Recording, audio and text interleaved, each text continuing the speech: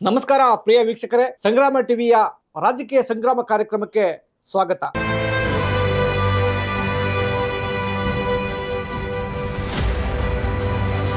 ಈಗ ನಮ್ಮ ಜೊತೆಗಿದ್ದಾರೆ ಅಲ್ಪಸಂಖ್ಯಾತ ಪ್ರಭಾವಿ ಯುವ ಮುಖಂಡರಾದಂತಹ ಹಾಗೂ ಸಮಾಜ ಸೇವಕರಾದಂತಹ ಜನತಾ ಶಕೀಲ್ ರವರು. ಮತ್ತೆ ಅವರಿಗೂ ಕೂಡ ರಾಜಕೀಯ ಸಂಗ್ರಾಮ ಕಾರ್ಯಕ್ರಮಕ್ಕೆ ಸ್ವಾಗತವನ್ನು ನಮಸ್ಕಾರ ಸಲ್ಲಿಸ್ತೇನೆ. ನಮಸ್ತೆ ಶಕೀಲ್ ರವರೇ, ಇವತ್ತಿನ ರಾಜಕಾರಣ ಹಲವಾರು ರೀತಿ ಬದಲಾವಣೆ ಆಗಿದೆ. ಇವತ್ತು ಏನಪ್ಪ ನಿಮಗೆ ಕೇಳಬೇಕು ಅಂತಂದ್ರೆ, ಕೆಲ ದಿನಗಳ ಹಿಂದೆ ನಡೆದಂತಹ ಒಂದು ಘಟನೆ ಬಗ್ಗೆ ನಿಮ್ಮನ್ನ ಒಂದು ಪ್ರಶ್ನೆ ಮಾಡ್ತಾ ಇದ್ದೇನೆ. ಏನಪ್ಪಾ ಅಂತ ಅಂದ್ರೆ, ವಿಧಾನಸೌಧ ರಾಜ್ಯಸಭಾ ಚುನಾವಣೆ ನಡೀತು. ಆ ಸಂದರ್ಭದಲ್ಲಿ ರಾಜ್ಯಸಭಾ ಚುನಾವಣೆಯಲ್ಲಿ ನಾಸೀರ್ ಹುಸೇನ್ ಅಂತಕ್ಕಂಥವ್ರು ಗೆದ್ರು. ಆ ಸಂದರ್ಭದಲ್ಲಿ ಅವರ ಅಭಿಮಾನಿಗಳು ಅವರ ಒಂದು ನಾಯಕನಿಗೆ ಜೈಕಾರ ಹಾಕುವ ಸಂದರ್ಭದಲ್ಲಿ ಪಾಕಿಸ್ತಾನ್ ಜಿಂದಾಬಾದ್ ಅಂತ ಕರೆದ್ರು. ಆ ಸಂದರ್ಭದಲ್ಲಿ ಇದ್ದಂತಹ ಮಾಧ್ಯಮ ಮಿತ್ರರು, ಇದೇನಿದು ದೇವ ಮಂದಿರವಾಗಿರ್ತಕ್ಕಂಥ ವಿಧಾನಸೌಧದಲ್ಲಿ ಈ ರೀತಿಯಾದಂಥ ನಡವಳಿಕೆ ಸರಿಯೇ ಅಂತ ಹೇಳಿ ನಾಸೀರ್ ಹುಸೇನ್ ರವ್ರನ್ನ ಪ್ರಶ್ನೆ ಮಾಡ್ತಾರೆ. ಆ ಸಂದರ್ಭದಲ್ಲಿ ನಾಸೀರ್ ಹುಸೇನ್ ರವರು ನಡಿಯೋ ಕಂಡಿದ್ದೀನಿ ಅನ್ನುವಂಥ ಅವಾಚ್ಯ ಪದಗಳನ್ನ ಬಳಸ್ತಾರೆ. ಇದು ಸಾಕಷ್ಟು ಚರ್ಚೆಗೆ ಆಯ್ತಾ ಇದೆ. ಈಗ ಸಂಬಂಧಪಟ್ಟ ತನಿಖೆನೂ ಕೂಡ ಆಗಿದೆ. ಸಂಬಂಧಪಟ್ಟಂತ ಏನು ಪಾಕಿಸ್ತಾನ ಜಿಂದಾಬಾದ್ ಅಂತ ಕೂಗಿರ್ತಕ್ಕಂಥವ್ರು ಕೂಡ ಪತ್ತೆ ಆಗುವ ಸಾಧ್ಯತೆಗಳಿದೆ. ಇದ್ರ ಬಗ್ಗೆ ನಿಮ್ಮ ಅಭಿಪ್ರಾಯವೇನು? ಮೊದಲನೇದಾಗಿ ಪಾಕಿಸ್ತಾನ ಜಿಂದಾಬಾದ್ ಅನ್ನೋದು ಅದು ಮಹಾ ತಪ್ಪು. ಇದಕ್ಕೆ ಲಕ್ಷಾಂತರ ಜನ ಅಲ್ಪಸಂಖ್ಯಾತರಲ್ಲಿ ಯಾರಾದ್ರಲ್ಲಿ ಸ್ವಾತಂತ್ರ್ಯದಲ್ಲಿ ಪ್ರಾಣ ಕಳ್ಕೊಂಡಿದ್ದಾರೆ. ಬಟ್ ಈ ಕಾಲದಲ್ಲಿ 73 ವರ್ಷದಲ್ಲೂ ಇಂಥ ಮನಸ್ಥಿತಿ ಇರೋರು, ಇವ್ರಿಗೆ ಸರ್ಕಾರದಿಂದ ಪೊಲೀಸವ್ರು ಇರಲಿ, ಇನ್ನೊಂದು ಇಲಾಖೆ ಇರಲಿ, ಅವ್ರಿಗೆ ಹಿಡಿದೇ ಕಠಿಣ ಶಿಕ್ಷೆ ಕೊಡಬೇಕು. ಅದರಲ್ಲೂ ನಾಸೀರ್ ಹುಸೇನ್ ಅಂತವರು ದುರಾಂಕರದ ಆಡಳಿತ ಪತ್ರಕರ್ತರಿಗೆ ಮಾಡಿರೋದು ಇದು ಖಂಡನೀಯ. ಜನತಾ ಶಕೀಲ್ ರವರೇ, ನಿಮ್ಮ ರಾಜಕೀಯ ವಿಚಾರಗಳನ್ನ ನಾನು ಈಗ ಕೇಳಬೇಕು ಅಂತಿದ್ದೀನಿ.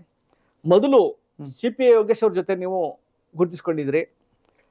ಅಂದ್ರೆ CP ಯೋಗೇಶ್ವರ್ ಹೋಲಿಕೆ ನಿಮ್ಮ ಹೋಲಿಕೆನೂ ಒಂದೇ ರೀತಿ ಇದೆ. ಯಾಕೆಂತಂದ್ರೆ ಸಾಕಷ್ಟು ಬಾರಿ ನಿಮ್ಮನ್ನ ಯೋಗೇಶ್ವರ್ ಅಂತ ತಿಳ್ಕೊಂಡು ಕೆಲವರು ಮಾತಾಡ್ಸಿರೋ ಉದಾಹರಣೆ ಉಂಟು. ಯಾಕೆಂತಂದ್ರೆ ನೀವು ಅದೇ ರೀತಿಯಾಗಿ ವೈಟ್ ಅಂಡ್ ವೈಟ್ ಹಾಕೊಂಡು ಒಂದು ವಿಶೇಷವಾದಂಥ ಕಾರ್ನಲ್ಲಿ ಹೋದಾಗ ಸಾಕಷ್ಟು ಜನ ಅಂತ ತಿಳ್ಕೊಂಡಿದ್ರು. ಆಮೇಲೆ ನಿಮ್ಮನ್ನೇ ಮಾತಾಡ್ಸಿದ್ರು ಕೆಲವರು ಬಂದು. ಹೌದು ಅಲ್ವಾ? ಈ ಸಂದರ್ಭದಲ್ಲಿ ಯೋಗೇಶ್ವರ್ ಅವ್ರ ಜೊತೆ ಇದ್ದಂಥ ಸಂದರ್ಭದಲ್ಲಿ ಇವತ್ತು ಆ ನಂತರದ ಬೆಳವಣಿಗೆಯಲ್ಲಿ ನೀವು JDS ನತ್ತ ವಾಲಿದ್ರಿ. ಕಾರಣ ಏನು ಸರ್? ಇಲ್ಲಿದು 20-25 ವರ್ಷದಿಂದ ವರದೇಗೌಡರು ಆಯಿತು. ವರದೇಗೌಡರು ಆ ಪರೇಡ್ ಆದಮೇಲೆ ಸಾದತ್ ಅಲಿ ಬಂದರು ಒಂದ್ಸತಿ. ಅದು ಚನ್ನಪಟ್ಟಣ ಆದಮೇಲೆ ಇಂಡಿಪೆಂಡೆಂಟ್ ಆಗಿ ಯೋಗೇಶ್ವರ್ ಬಂದರು. ಕಾಂಗ್ರೆಸ್ಸಿಂದ ಟಿಕೆಟ್ ಕೇಳಿದ್ರು, ಕೊಳ್ಳಿಲ್ಲ. ಬಟ್ ನಾವೆಲ್ಲ ಅವ್ರ ಜೊತೆಲಿ ಇದ್ಕೊಂಡು ಕಾಂಗ್ರೆಸ್ಸಲ್ಲಿ ಅವ್ರು ಯಾವಾಗಿದ್ರು ಆವಾಗ ಗಂಟನೂ ಯೋಗೇಶ್ವರ್ ಒಬ್ಬರು ಟ್ಯಾಲೆಂಟೆಡ್ ಮನುಷ್ಯ ಮತ್ತು MLA. ರಾಜಕಾರಣದಲ್ಲಿ ಭಾಳ ಒಳ್ಳೆಯವರು. ಅವರು ಯುವಕರಿಗೆ ಎಲ್ಲರಿಗೆ ಮುಂದುವರಿಸಿದ್ರು. ಓಕೆ, ಅವ್ರಿಗೆ ಸ್ವಲ್ಪ ಅವ್ರ ಜೊತೆಯಲ್ಲಿ ಇದ್ಕೊಂಡು ಅವ್ರಿಗೆ ಸ್ವಲ್ಪ ತಲೆ ಕೆಡಿಸ್ಬಿಟ್ಟು ನೀವು ಬೇರೆ ಕಡೆ ಹೋಗಿ ಮಂತ್ರಿ ಆಗ ಗಂಟ ಅವ್ರು ಮಂತ್ರಿ ಆಗಿರಲಿಲ್ಲ. ಅವ್ರು ಸತತವಾಗಿ 3ನೇ ಸತಿ ಗೆದ್ದಾದ್ಮೇಲೆ ಕಾಂಗ್ರೆಸ್ಸಿಂದ ಅವ್ರಿಗೆ ಯಾರೋ ಸ್ವಲ್ಪ ಈ ಕಡೆ ಆ ಕಡೆ ಹೇಳ್ಬಿಟ್ಟು ಅವ್ರಿಗೆ BJP ಕರ್ಕೊ ಹೋದ್ರು. ಇಲ್ಲಿ ಚನ್ನಪಟ್ಟಣದ ವಾತಾವರಣ JDS ವರ್ಸಸ್ ಕಾಂಗ್ರೆಸ್ ಇದ್ದಿದ್ದು. ಆ ಕಾರಣದಿಂದ ನಾವು ಹೋಗ್ಲಿಲ್ಲ, ಕಾಂಗ್ರೆಸ್ಸಲ್ಲೇ ತಟಸ್ಥವಾಗಿ ಉಳ್ಕೊಂಡು. ನಂತರದ ಬೆಳವಣಿಗೆ ತಟಸ್ಥವಾಗಿದ್ರಿ. ಯೋಗೇಶ್ವರ್ ಅವರ ನಡೆಯನ್ನ ಖಂಡಿಸಿ ಸತತವಾಗಿ ಅಶ್ವಥ್ ಸೋತಿದ್ರು JDS ಇಂದ. ಯೋಗೇಶ್ವರು BJP ಹೋದಾಗ ಇಲ್ಲಿ ಆ ವಾತಾವರಣ ಇರಲಿಲ್ಲ. ನಾವು ಆಗ ಈ ಸುರೇಶ್ ಅವರು MP ಆಗಿರಲಿಲ್ಲ. ಮೊದಲೇ DK ಸಾಹೇಬ್ರಿಗೆ ನಾವು ಹೋಗ್ಬಿಟ್ಟು ಎಲ್ಲ ಜನರಿಗೆ ಕರ್ಕೋಗಿ DK ಸಾಹೇಬ್ರ ಹತ್ರ ಕರ್ಕೋಗಿ ಸುರೇಶ್ಗೆ MLAಗೆ ಕೊಡಿ ಅಂದು ನಾವು ಆ ಸಮಯದಲ್ಲಿ ಕೊಟ್ಟಿದ್ರೆ ಇವತ್ತು ಸುರೇಶ್ MLA ಆಗಿರೋರು, 3ನೇ ಸತಿ MLA ಆಗಿರೋರು. ಅದರಿಂದ ನಾವು ಇಲ್ಲಿ ಜನ ಎಲ್ಲರೂ ನೋಡ್ಬಿಟ್ಟು ಇಲ್ಲಿ ಏನಾಯಿತು ಅಂದರೆ ಕಾಂಗ್ರೆಸ್ಸೇ ಡಮ್ಮಿ ಆಯಿತು MLA ಎಲೆಕ್ಷನ್ಗಳಿಗೆ. ಈಗ BJP ವರ್ಸಸ್ JDS ಆಯಿತು. ಅದಕ್ಕೆ ಕಾರಣದಿಂದ ನಮ್ಮೆಲ್ಲ ಸಮುದಾಯ ಮತ್ತು ನಮ್ಮ ಚನ್ನಪಟ್ಟಣ ಜನ ಎಲ್ಲಿರ್ತಾರೆ ಇರೋ ಕಡೆ ನಾವು ಹೋಗ್ಬೇಕಾ ಅನಿವಾರ್ಯ ಬಂತು. ಅಷ್ಟರಲ್ಲಿ ಕುಮಾರಸ್ವಾಮಿ ಬಂದರು. ಯೋಗೇಶ್ವರ್ ಸೋಲಕ್ಕೆ ಯಾರು ಕಾರಣ, ಯಾರೂ ಆಗಲ್ಲ ಅಂತ ನಾವು ಹೇಳಿದ್ವು. ನೀವು ಬಿಟ್ಟು ಯಾರು ಅಲ್ಲ ಅಂತ ನಾವು ಬಂದು ಆಗ ಅವರು 2 ಕಡೆ ನಿಂತ್ಕೊಂಡ್ರು. ಅವ್ರ ಜೊತೆಲಿ ನಾವು ಕೈ ಜೋಡಿಸ್ತು. ಕುಮಾರಸ್ವಾಮಿ ಅವ್ರ ಜೊತೆ ನಿಮ್ಮ ಒಡನಾಟ ಏನು? ನಮ್ಮದು ಭಾಳ ಆತ್ಮೀಯತೆ ಸರ್, ಭಾಳ ಆತ್ಮೀಯತೆ. ಒಂದು ನಮಗೆ ಬಹಳ ನಮ್ಮ ಮಾತು ಅವ್ರು ಕೇಳೋರು, ಅವ್ರ ಮಾತು ನಾವು ಕೇಳುವ. ಅದರಲ್ಲಿ ಏನು ಎರಡು ಮಾತಿಲ್ಲ. ಕುಮಾರಸ್ವಾಮಿ ಇಸ್ ಎ ಜೆಂಟಲ್ಮ್ಯಾನ್, ಒಂದು ತಾಯಿ ಮನಸ್ಸಿರೋ ಲೀಡರ್. ನಾನು ಕರ್ನಾಟಕದಲ್ಲಿ ನಾನು ನೋಡಿದ ಪ್ರಕಾರವಾಗಿ ತಾಯಿ ಮನಸ್ಸಿರೋ ಲೀಡರ್ ಅಂದರೆ ಕುಮಾರಸ್ವಾಮಿ. ಬಟ್ ಏನಂದರೆ ಅವ್ರಿಗೆ ಜೊತೇಲಿ ಇರ್ತಾರೆ, ಅವ್ರು ಎಲ್ಲರ ಮಾತು ಕೇಳ್ಬಿಡ್ತಾರೆ. ಅದು ಒಂದು ತಪ್ಪು. ಆ ತಪ್ಪಿಂದ ಇವತ್ತು JDS ಈ ಮಟ್ಟಕ್ಕೆ ಬಂದಿದೆ. ಕುಮಾರಸ್ವಾಮಿ ಅವ್ರ ಜೊತೆ ಎಷ್ಟು ಚುನಾವಣೆಯನ್ನ ಎದುರಿಸಿದ್ರಿ? ಸರ್ ನಾನು ಇದನ್ನ ಸೇರಿಸಿ 2ನೇ ಚುನಾವಣೆ ಅವ್ರಿಗೆ MLA ಚುನಾವಣೆ 2 ನಡೆಸ್ತಾ ಇದ್ವಿ ನಾವು. ಅವ್ರ ಜೊತೆ ನಡೆಸ್ದೋ ಗೆಲ್ಲಿಸ್ದೋ. ಈಗ ಅವರು ಏನೋ ಕಾರಣದಿಂದ ನಮ್ಮ 19 ಬಂತು MLAಗಳು, ಅದರಿಂದ ಹೊರಗಡೆ ಇದೆ JDS, ಅಪೋಸಿಷನ್ನಲ್ಲಿ ಇದೆ. ಅವರು ಈಗ ಮೈತ್ರಿ ಅವರು ಮೇಲ್ಗಡೆ ಹೋಗ್ಬಿಟ್ಟು ಪಕ್ಷ ಉಳಿಸೋಕ್ಕೆ ಅವರು ಮಾಡಿರೋದು ಇದು ನಿರ್ಧಾರ. ಅವ್ರ ಪಕ್ಷ ಉಳಿಸೋಕ್ಕೆ ಈ ನಿರ್ಧಾರ ಮಾಡೋರು ಅವರು BJP ಹೋಗಬೇಕು ಅಂತ. ಬಟ್ ಈ ನಿರ್ಧಾರ MLA ಎಲೆಕ್ಷನ್ಗಿಂತ ಮುಂಚೆ ಮಾಡಿದರೆ ಇವತ್ತು JDS 70 ಸೀಟ್ ಇರ್ತಿತ್ತು, BJP 90 ಸೀಟ್ ಇದ್ದು 160 ಸೀಟ್ ಗೆಲ್ತಿದ್ದು. ಕಳೆದ ವಿಧಾನಸಭಾ ಚುನಾವಣೆಯಲ್ಲಿ ಇಡೀ ರಾಜ್ಯವೇ ಚನ್ನಪಟ್ಟಣ ಕ್ಷೇತ್ರದತ್ತ ನೋಡ್ತಾ ಇರುವಂಥ ಸಂದರ್ಭ ಇತ್ತು. ಯೋಗೇಶ್ವರ್ ಅವರು ಭಾರತೀಯ ಜನತಾ ಪಕ್ಷದ ಅಭ್ಯರ್ಥಿಯಾಗಿದ್ದರು, HD ಕುಮಾರಸ್ವಾಮಿ ಅವರು JDS ಅಭ್ಯರ್ಥಿಯಾಗಿದ್ದರು, ಕಾಂಗ್ರೆಸ್ನ ಅಭ್ಯರ್ಥಿಯಾಗಿ ಗಂಗಾಧರ್ ಅವರು ಅಭ್ಯರ್ಥಿಯಾಗಿದ್ದರು. ಈ 3 ಸೆಣಸಾಟ ಅಂದರೆ ರಾಜ್ಯವೇ ಒಂದು ನಿಬ್ಬರವಾಗಿ ನೋಡುವಂಥ ಪರಿಸ್ಥಿತಿ ಇತ್ತು. ಏಕೆಂತಂದರೆ ರಾಜ್ಯದ ಮಾಜಿ ಮುಖ್ಯಮಂತ್ರಿಗಳು ಒಂದು ಕಡೆ, ಸರ್ಕಾರವನ್ನು ಉಳಿಸುವಲ್ಲಿ ಪ್ರಮುಖ ಪಾತ್ರ ವಹಿಸಿರ್ತಕ್ಕಂಥ BJPಯ ಪ್ರಭಾವಿ ನಾಯಕ ಯೋಗೇಶ್ವರ್ ಒಂದು ಕಡೆ, ಸದ್ಯದ ಪರಿಸ್ಥಿತಿಯಲ್ಲಿ ಕಾಂಗ್ರೆಸ್ಗೆ ಗಂಗಾಧರ್ ಅವರು ಒಂದು ಕಡೆ ಇದ್ದಂಥ ಸಂದರ್ಭದಲ್ಲಿ ಸಂಪೂರ್ಣವಾಗಿ ಮುಸ್ಲಿಂ ಸಮುದಾಯ ಕುಮಾರಸ್ವಾಮಿ ಅವರು ಗೆಲ್ಲಿಸುವಲ್ಲಿ ನಿರ್ಣಾಯಕ ಪಾತ್ರವನ್ನು ವಹಿಸಿದ್ರಿ. ಆದರೆ ಪ್ರಸಕ್ತ ದಿನಗಳಲ್ಲಿ ಮುಸ್ಲಿಂ ಸಮುದಾಯ ಕುಮಾರಸ್ವಾಮಿ ಅವರಿಗೆ ವಿರುದ್ಧ ಆಗುವ ಸಾಧ್ಯತೆಗಳಾಯಿತು. ಏಕೆ ಅಂತಂದರೆ ಏಕಾಏಕಿ BJPಯಲ್ಲಿ ಗುರುತಿಸಿಕೊಂಡ್ರು, BJP ವರಿಷ್ಠರ ಜೊತೆ ತನ್ನ ಒಡನಾಟವನ್ನು ಬೆಳೆಸಿದ್ರು, ನಂತರ ಅವರ ಜೊತೆ ಮೈತ್ರಿಯಾದರು. ಇದ್ರ ಬಗ್ಗೆ ನಿಮ್ಮ ಸಂಕ್ಷಿಪ್ತ ಉತ್ತರ ಏನು?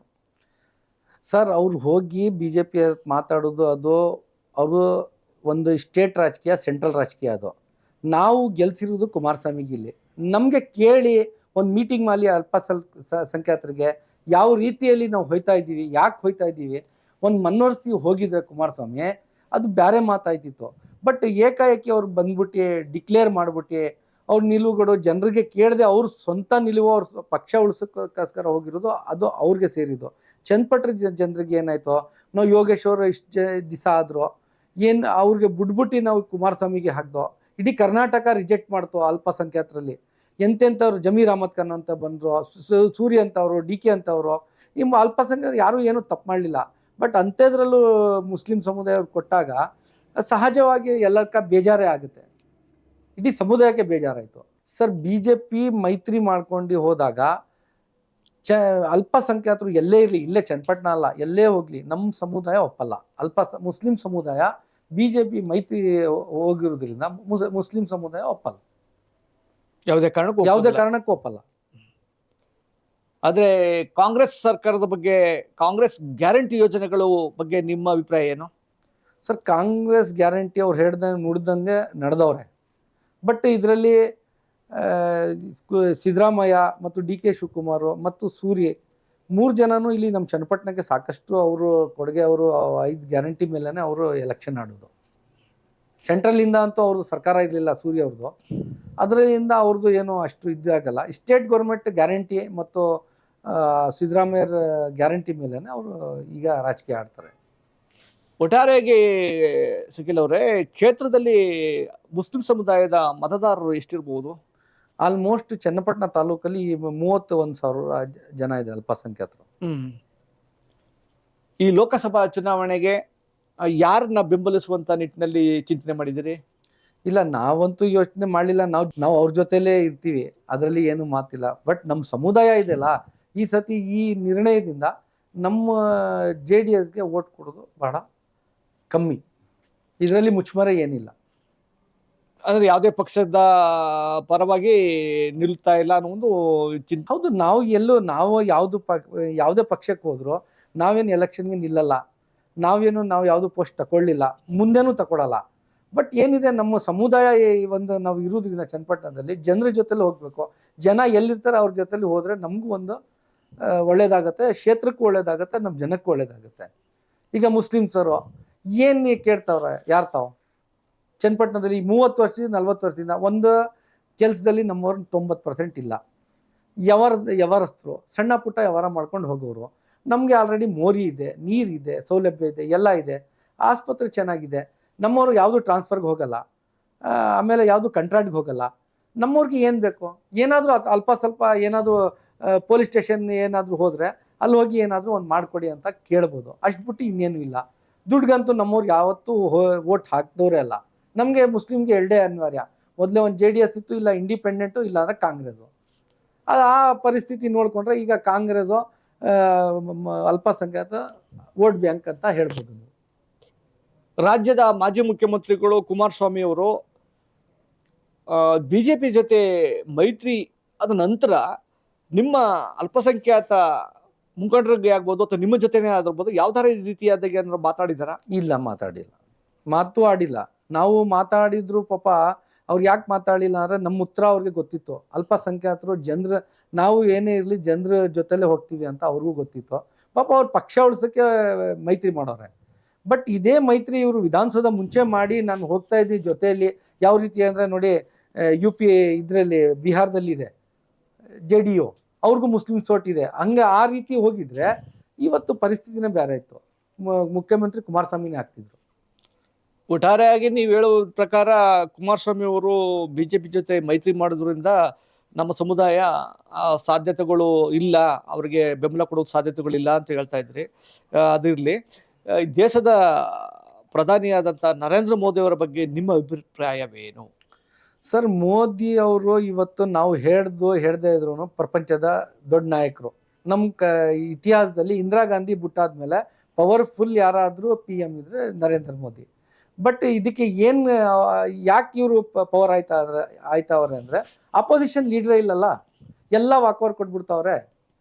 ವಾಕೌಟ್ ಕೊಟ್ಟಾಗ ಅವ್ರಿಗೆ ವಿರುದ್ಧವಾಗಿ ನಿಂತ್ಕೊಳ್ಳೋರು ಯಾರು?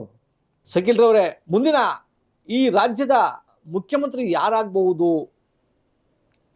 ನೋಡಿ, ಯಂಗ್ ಮತ್ತು ಜನರಿಂದ ನಾಡು ನುಡಿ ಹಿಡಿದಿರೋ ಯಾರಾದರೂ ಒಬ್ರು ಲೀಡರ್ ಇದ್ರೆ ನಮ್ಮ ಜಿಲ್ಲೆ ಮತ್ತು ಬೆಂಗಳೂರು ಟು ಮೈಸೂರು ಅದಿದ್ರೆ ಒಬ್ಬರು DK ಸೂರ್ಯ ಅವರು ನೆಕ್ಸ್ಟ್ ಮುಖ್ಯಮಂತ್ರಿ ಆದರೆ. ಯಾಕಂದರೆ YSR ರಾಜಶೇಖರ್ ರೆಡ್ಡಿ ಇದ್ದಾರಲ್ಲ, ಅವ್ರ ಪ್ರಕಾರ ಅವರು ಮತ್ತು ಈಗ ಆಂಧ್ರ CM ಆಗೋರಲ್ಲ, ಆ ಲೆಕ್ಕದಲ್ಲಿ ನೋಡಿದ್ರೆ DK ಸೂರ್ಯ ನೆಕ್ಸ್ಟ್ CM ಆಗ್ತಾರೆ. DK ಸುರೇಶ್ ಅವರೇ ಮುಖ್ಯಮಂತ್ರಿ ಆಯ್ತಾರೆ ಅನ್ನೋದು ಯಾವ ಮಾನದಂಡದ ಆಧಾರದ ಮೇಲೆ ಹೇಳ್ತಾರೆ ನೀವು? ಸರ್, ಜನರಿಂದ ಯಾರು ಬಂದ್ರು ಅವ್ರು ಮುಖ್ಯಮಂತ್ರಿ ಆದ್ರು. ನಾವು ಹೆಗಡೆಗೆ ನೋಡಿದ್ದೀವಿ, ಸಿದ್ದರಾಮಯ್ಯ ಅವ್ರಿಗೆ ನೋಡಿದ್ದೀವಿ, ಯಡಿಯೂರಪ್ಪರ್ಗೆ ನೋಡಿದ್ದೀವಿ. ಆ ರೀತಿ ನೋಡಿದ್ರೆ DK ಸೂರ್ಯ ಆಗ್ಬೋದು ಅಂತ ನಮ್ಮ ಅನಿಸಿಕೆ. DK ಸುರೇಶ್ ಅವರೇ ಮುಖ್ಯಮಂತ್ರಿ ಆಗುವ ಸಾಧ್ಯತೆಗಳಿವೆ. ನೆಕ್ಸ್ಟ್ CM ಅವರೇ. ಇಲ್ಲಿವರೆಗೂ ನಮ್ಮ ಅಲ್ಪಸಂಖ್ಯಾತ ಯುವ ಮುಖಂಡರು ಜನತಾ ಶಕೀರ್ ಅವರು ತಮ್ಮ ಮನದ ಆಳದ ಮಾತುಗಳನ್ನ ಜಿಲ್ಲೆಯ ಜನರ ನಾಡಿಮಿಡಿತ ಸಂಗ್ರಾಮ ಟಿವಿಯ ರಾಜಕೀಯ ಸಂಗ್ರಾಮ ಕಾರ್ಯಕ್ರಮದಲ್ಲಿ ಹಂಚಿಕೊಂಡಿದ್ದಾರೆ. ಅವರಿಗೆ ಸಂಗ್ರಾಮ ಟಿವಿಯ ಪರವಾಗಿ ಅವರಿಗೆ ನಮಸ್ಕಾರವನ್ನು ಸಲ್ಲಿಸ್ತೇನೆ. ನಮಸ್ಕಾರ.